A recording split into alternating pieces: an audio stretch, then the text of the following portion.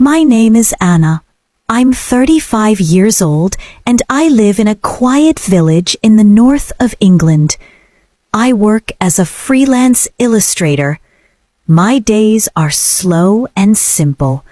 A cup of tea in the morning, a few hours of drawing by the window, and the soft clink of dishes in the evening when I make dinner for my husband, David. We've been married for 6 years. David is 38. He works as a mechanical engineer, usually gone from early morning until after dark. He's calm, patient, kind. At least that's how I used to describe him. I still do, but now there's something else, something distant. At first, I thought it was work. He's been tired lately, quieter than usual. Some evenings he comes home, kisses my cheek like he always has, but there's no warmth. He eats in silence, sometimes scrolling through his phone between bites, and when he looks at me, it's like he's looking through me. Last week, we were out in town, just the two of us. We passed a small bookstore, and I stopped to look at the display. David was next to me. I turned to ask him something, but he wasn't looking at the books. He was staring at a woman across the street. She was standing near the bus stop, holding a takeaway coffee, laughing at something her friend said. She had long, dark hair, a red scarf wrapped around her neck, and the kind of smile that makes people stop. David didn't blink. "Do you know her?" I asked, gently. He looked away quickly, like I had caught him in the middle of a thought he didn't want to share. "No," he said, shaking his head.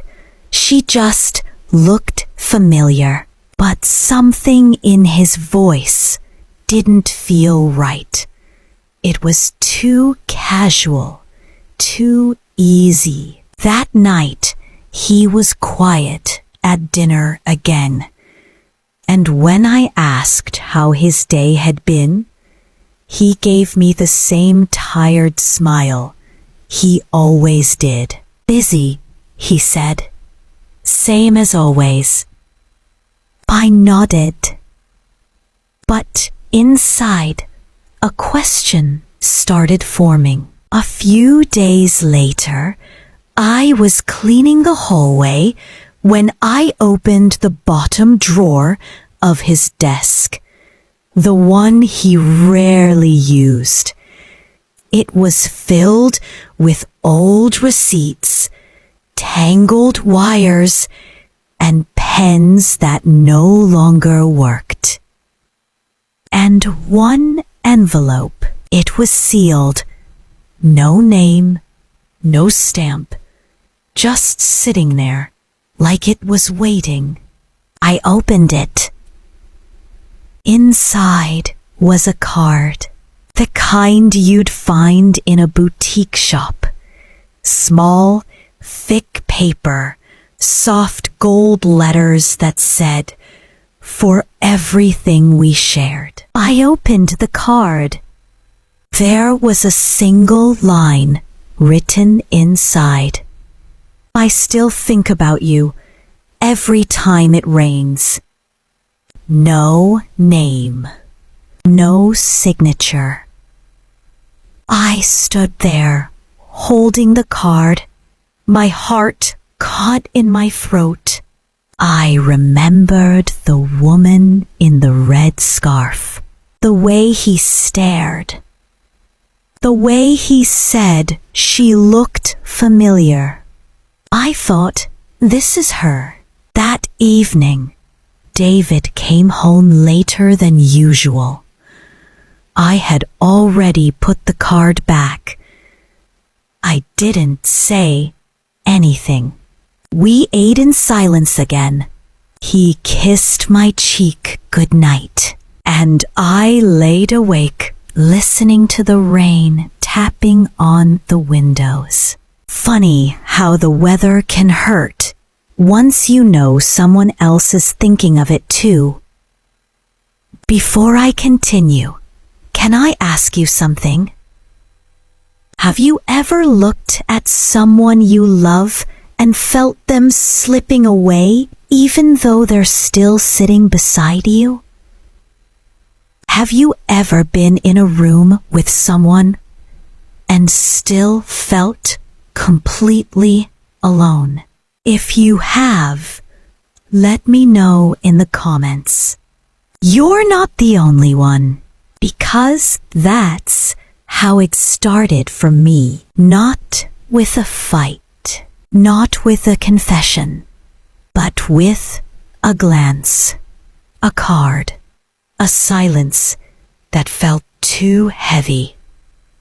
And deep down, I knew David still loves someone else.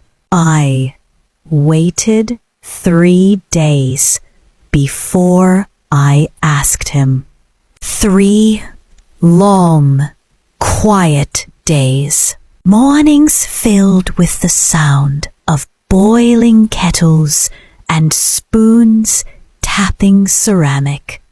Evenings spent in the same room, on the same sofa, but separated by something I couldn't see, only feel. I wasn't trying to catch him in a lie. I just wanted the truth to fall out of his mouth on its own. But it didn't. So on the 3rd night, when he set his mug down on the table and leaned back with that same tired exhale, I asked softly, "Who is Emily?" He didn't move at first. Then his head turned slowly, like the name had pulled something out of the dark. His eyes didn't meet mine. "Where did you hear that name?" I didn't answer. I didn't need to. He already knew. He stared at the wall behind me, his fingers pressed together, resting beneath his chin. And then he said it. "She was someone I loved. Before you." It wasn't a shock. Not really. We all have a past. I have one too. But the way he said her name, like he was still holding it carefully, like he didn't want to drop it, even now. That was what hurt. She wasn't just a girlfriend, he continued. We were together for nearly 5 years. She left. I didn't want her to. I kept my face still. Inside, I felt something shifting, like a piece of furniture being dragged across a wooden floor. Why did she leave? He shrugged, but there was weight in his shoulders. She wanted something else, a different life. We weren't heading the same way. I wanted to ask the next question. Do you still talk to her? But something in me already knew the answer. So I asked a different one. Have you seen her recently? She looked at me this time, and that's how I knew. I ran into her a few months ago, just once. I let the silence stretch. And after that, he hesitated. and nodded. We had coffee, just to catch up. It wasn't supposed to be anything. But wasn't supposed to be never means it wasn't. I stood up, needing space from the couch, from him, from the version of my life that had just been rewritten in a single conversation. He followed me into the kitchen. Anna, please don't get the wrong idea. Then what's the right one, David? I said, keeping my voice steady. Because from where I'm standing, it looks like the man I married is still carrying someone else in his heart. She's not in my heart. Not like that. Then why do you have a card from her in your drawer? He didn't answer. You know, I used to believe that betrayal was loud. That it came with shouting and slamming doors. But that night, it was quiet. It was the sound of a man who couldn't find the right words, and a woman who no longer believed any of them. I walked upstairs. I didn't slam the door. I just closed it slowly and cried with my hand over my mouth like I was trying to stop something from escaping. The next day, he tried to talk to me. He brought coffee into the bedroom. Sat on the edge of the bed. I didn't mean for this to happen, he said. And I believed him. That's the worst part. I believed that he hadn't planned it. But I also believed that part of him, a quiet part, buried deep, never stopped waiting for her. Let me ask you something, if you're still with me. Have you ever stood next to someone and felt like you were competing with a ghost? Have you ever had to smile and say, I understand, when all you wanted to scream was, why wasn't I enough? If you know that feeling, right? I felt it too in the comments. Because I need to know I'm not the only one. That afternoon, I walked through the village. I passed the bakery where we used to get cinnamon rolls on Sunday mornings. I passed the little antique shop he liked to browse for old records. And I thought, was she ever with him here? Did he ever picture her beside him instead of me? I came home and opened my sketchbook. I drew the inside of our living room. The armchair, the mug on the side table, the way the light hit the wall around 4 p.m. But in the drawing, I left the space next to the chair empty because that's what it had become. Even when he was here, part of him had already left. For the next few weeks, I did what many women do.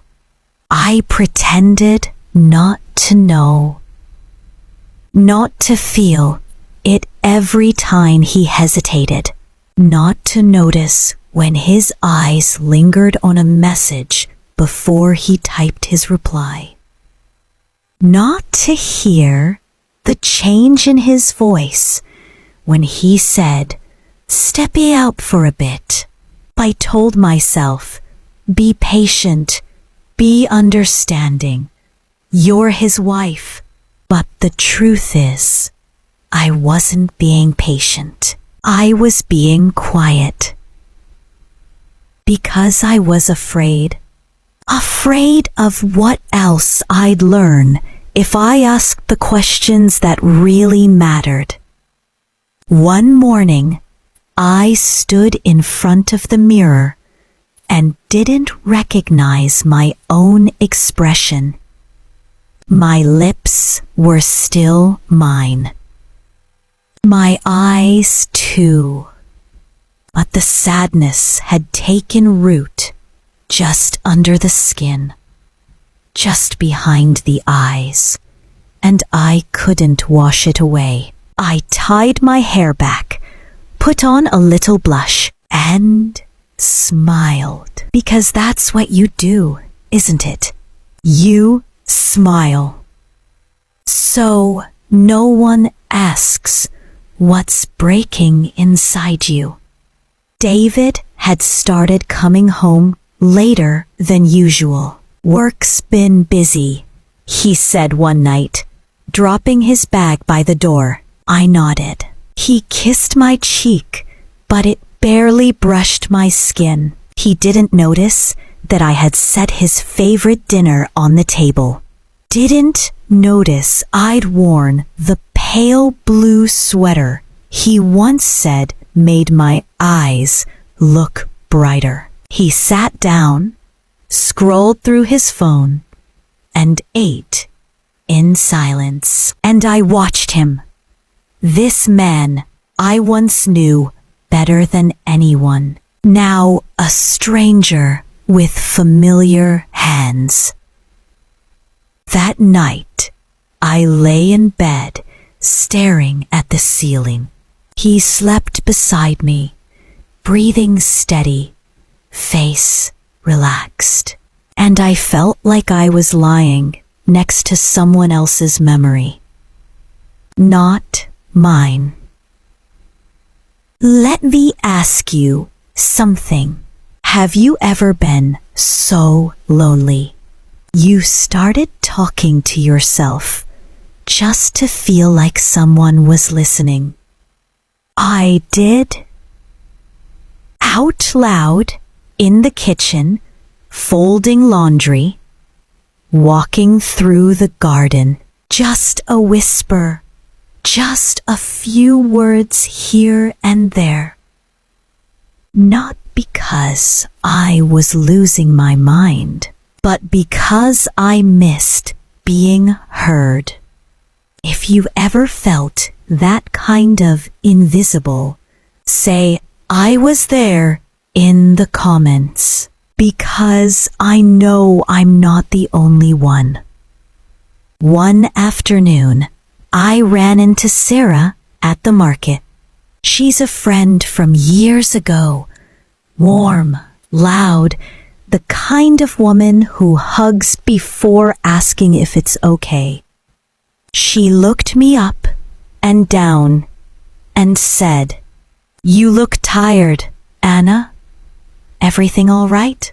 And for a second, I almost told her. I almost said, he's still in love with someone else, and I don't know how to live with that. But instead, I said, "Oh, just a bit worn out. Too much work." She smiled, handed me a bunch of tulips from her basket, and said, "Then you need something soft to look at." I walked home holding those flowers like they were fragile proof that kindness still existed in the world. Back at home, David's jacket was on the hook, but the lights were off. I found him in the living room, sitting on the sofa with his laptop open. He closed it quickly when I entered, too quickly. I said nothing. Just walked past into the kitchen, hands still tight around the tulips. Later that evening, he asked me, Everything okay? I looked at him, really looked. And in that moment, I didn't see my husband. I saw a man torn between comfort and memory. A man who had chosen me once, but was now wondering if he should have chosen someone else. I smiled.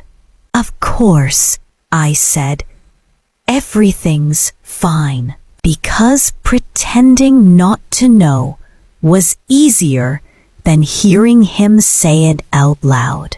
I started waking up earlier, an hour before him.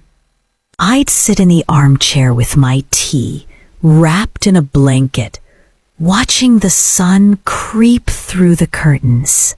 And I'd think, this is the only time I feel peace. Not because I loved the silence, but because in those moments he wasn't there, and the weight of loving someone who didn't love you fully wasn't there either. Some nights I'd lie awake imagining her.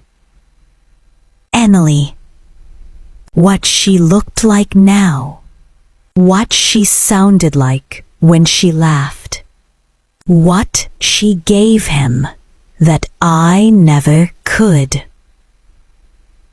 And I hated myself for it.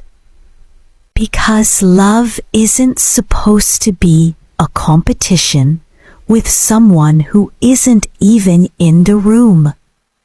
But every time it rained, I'd remember the card. I still think about you every time it rains. And I'd wonder, was he thinking of her now? Was she thinking of him? Was I just the space between two people who never finished their story? It happened on a Sunday morning, the kind that begins slow, soft light through the curtains, the smell of toast and tea, the sound of rain whispering against the windows.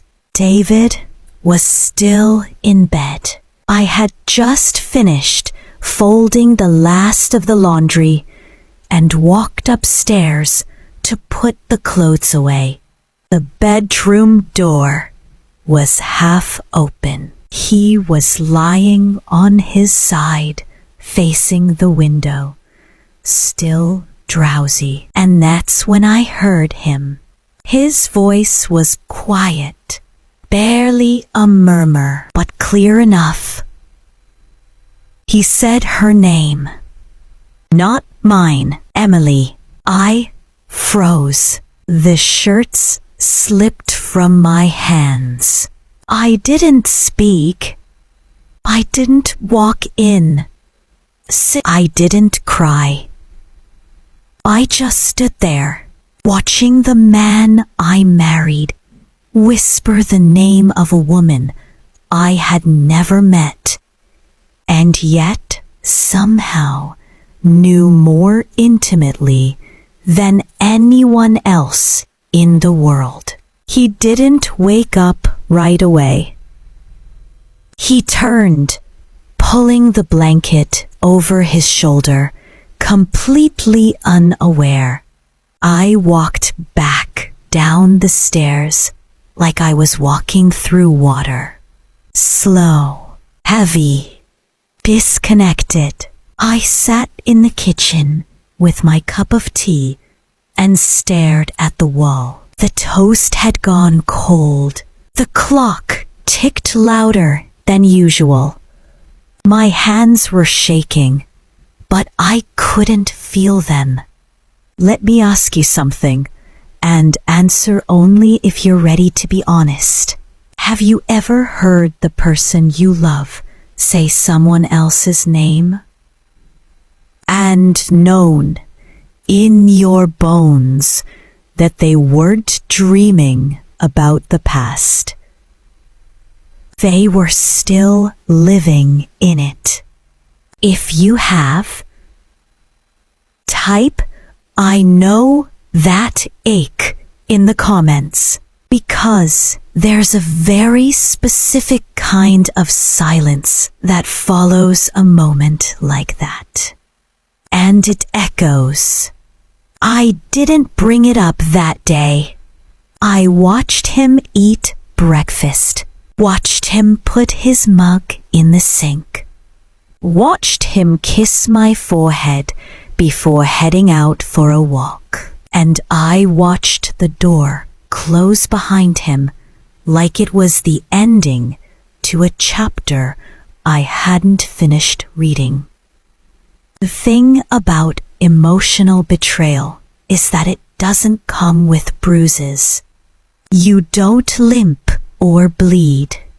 You just carry the weight inside your chest where no one else can see it. I didn't even tell Clara, because once you say it out loud, it becomes real. And I wasn't ready for it to be real. That night, we watched a film. One we'd seen before. One he used to love. But he was distracted, checking his phone when he thought I wasn't looking, laughing at the wrong moments. I looked over at him, and I didn't see a husband. I saw a man who was somewhere else entirely. And I felt invisible when the credits rolled. He stretched, yawned, and said, "That was nice." I nodded. "Yeah," I replied. It was, but it wasn't. Later, while he showered, I sat on the bed and stared at his phone on the nightstand. I didn't touch it. I didn't need to, because I already knew. Her name wasn't just in his dreams. It was in his day, too. I went downstairs and poured myself a glass of wine, not because I wanted it, but because I needed something to hold, something to ground me. And I stood by the window, watching the garden soak in the night rain, thinking, he still loves her. Not like a memory, not like a ghost, but as a living, breathing ache. And I couldn't compete with that, because I shouldn't have to. He came downstairs, rubbing a towel through his hair. "You okay?" he asked. I looked at him. And for the first time, I let the silence hang between us on purpose. Because maybe he needed to hear it. Maybe silence was the only truth I had left. He came over, kissed the top of my head, and whispered, "Love you." I didn't answer because I wasn't sure if he meant me, or if he was still whispering someone else's name in his heart. You know what's strange? It wasn't anger I felt. It wasn't even jealousy. It was grief. Like mourning something that had died quietly, and realizing you were the only one at the funeral. It was a Wednesday, the kind of day that slips by unnoticed. Gray sky, light wind, a few dishes in the sink. But something in me had shifted. I stood in the kitchen, cutting apples for a crumble, and I realized my hands weren't shaking. For weeks, I'd lived with this growing ache in my chest, a tightness I couldn't name, a lump I couldn't swallow. But that morning, I just felt still. Not okay. Not healed. Just ready. David came home early. It surprised me. He hadn't done that in months. He kissed my cheek like nothing was wrong, asked, "What's for dinner?" Smiled at the crumble on the counter. And for the first time, I didn't smile back. I turned to him and asked, "Have you seen her again?" His hand froze on the teacup. "Anna, please," I said. "No stories, just the truth." He looked down at the floor, then back at me. "Yes," he said quietly. "A few times." My heart didn't break because it had already broken long before those words ever reached my ears. "What did you talk about?" He took a breath. "I don't even know anymore. The past, her work, mine. How strange it is to feel like no time has passed." And I asked the question I hadn't dared speak until that moment. "Do you still love her?" He didn't answer right away. And silence is its own kind of answer, isn't it? Finally, he said, "Not in the way I used to, but yes, I think a part of me always will." I nodded. Strangely, I felt calm. Because sometimes truth doesn't destroy you. It just confirms what you've already survived. "I don't hate you," I said. He looked shocked by that. But it was true. "I just don't know if I can do this anymore." "Do what?" "Be with someone who loves someone else more quietly than they love me." He stepped closer, reached for my hand, but I stepped back. "I've been pretending, David, for weeks, maybe months." "Pretending what?" "That I believed you, that I was okay, that this marriage still felt like ours." I told him everything about the card, the way he looked at her outside the bookstore, the morning I heard him whisper her name in his sleep. He sat down at the table, his head in his hands. "I didn't mean for it to go this far." "I know, but I didn't cheat." I nodded. "You didn't have to. Let me ask you something, if you're still with me. Have you ever loved someone who didn't break the rules, but broke you anyway? If you felt that kind of slow unraveling, tell me in the comments. I loved in silence too. Because emotional betrayal doesn't leave bruises, it leaves shadows. And those are harder to explain. We sat in the quiet, and for once, I didn't try to fill it, didn't try to fix him, because I was done pretending that love could survive on memory alone. Later that night, I packed a small bag.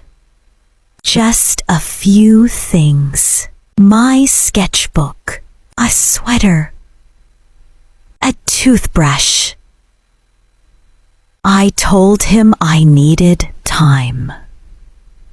I'm going to stay at Clara's for a while. He didn't try to stop me. He just nodded, tears in his eyes.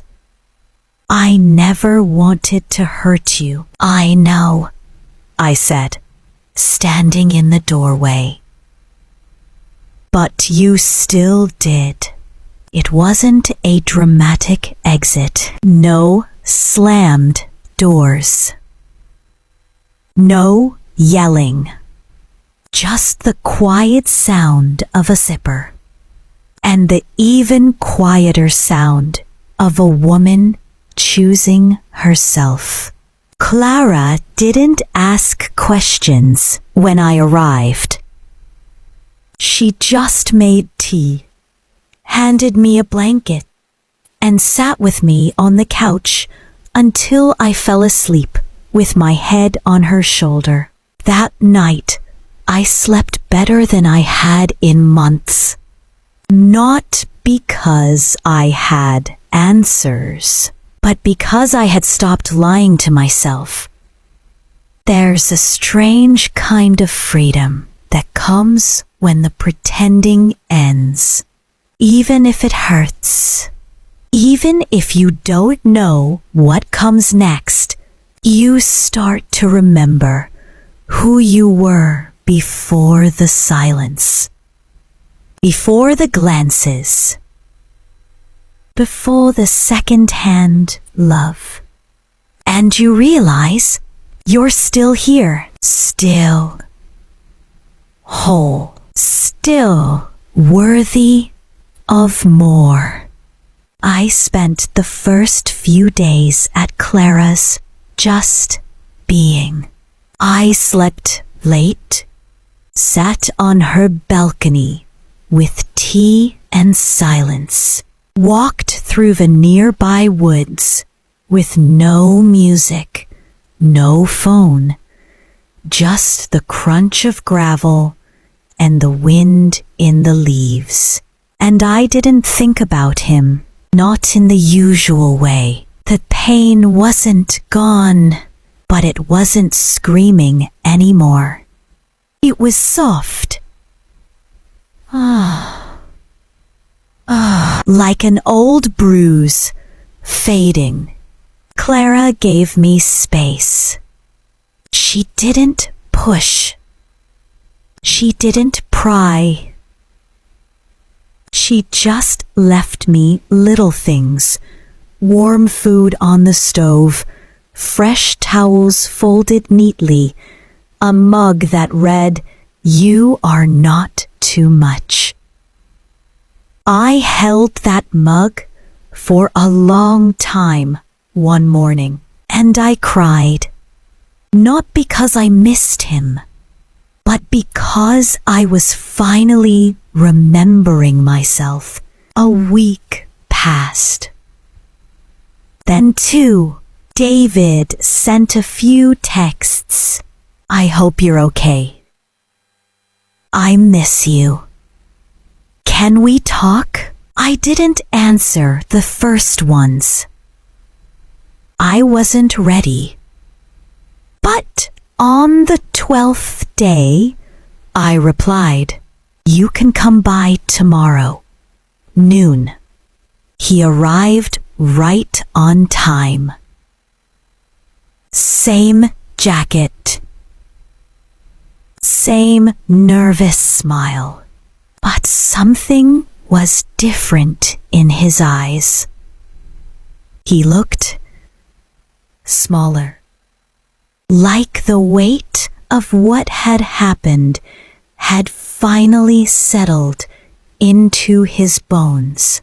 We sat in Clara's living room, facing each other, with tea between us. Or once, neither of us tried to pretend. "I've been thinking a lot," he said. "I know sorry isn't enough. I know I broke something I can't fix." I nodded.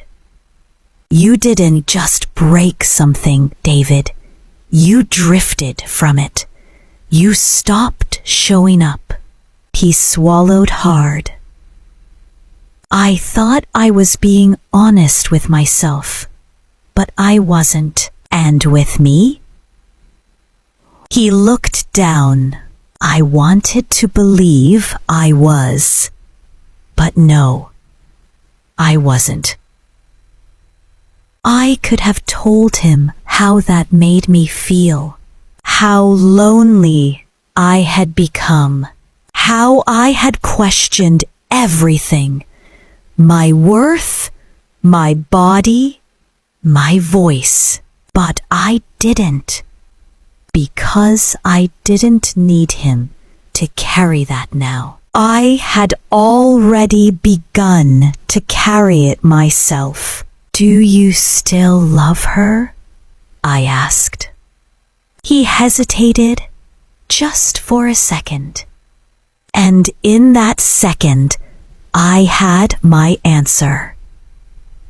"Not like I used to," he said, and maybe that was the truth. But it wasn't enough. Not for me. Not anymore. Let me ask you something, if you're still listening. Have you ever gotten the apology, but still felt like something inside you stayed closed?